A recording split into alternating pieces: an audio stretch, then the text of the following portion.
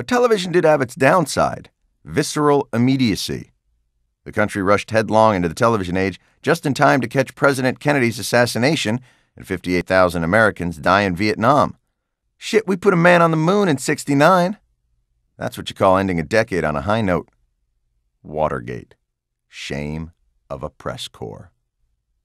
Today's media has recovered from its mid-'70s bout of temporary insanity. Newspapers abound, and though they have endured decades of decline in readership and influence, they can still form impressive piles if no one takes them out to the trash. Television continues to thrive. One 15-minute nightly newscast, barely visible through the smoky haze of its cigarette company benefactor, has evolved into a multi-channel, 24-hour-a-day infotastic clusterfuck of factish-like material. The 1990s brought the advent of a dynamic new medium for news, the Internet, a magnificent new technology combining the credibility of anonymous hearsay with the excitement of typing. Enter the media's white knight, corporate ownership.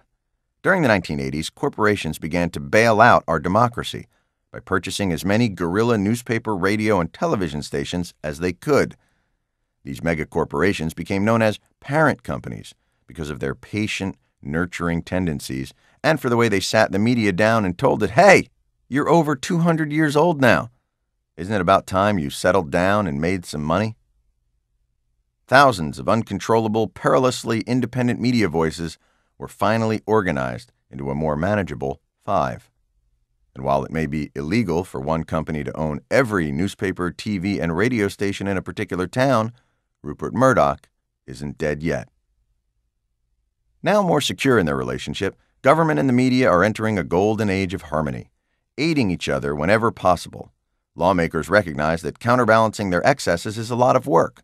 So today's government officials, aware of the intense deadline pressure of the 24-hour news cycle, are kind enough to send their media colleagues hard news, known as press releases, or leaks, to be read verbatim on air.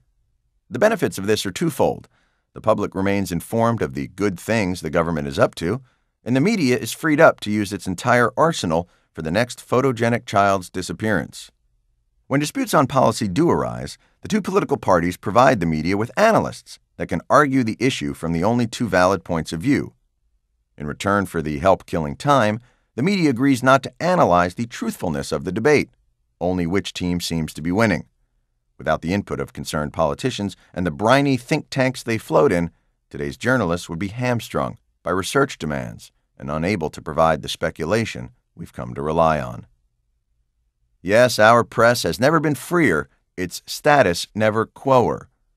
By removing the investigative aspect of investigative journalism, today's modern media finally has the time to pursue the ultimate goal the Founding Fathers envisioned for news-gathering organizations: to raise the stock price of the media empire that owns them.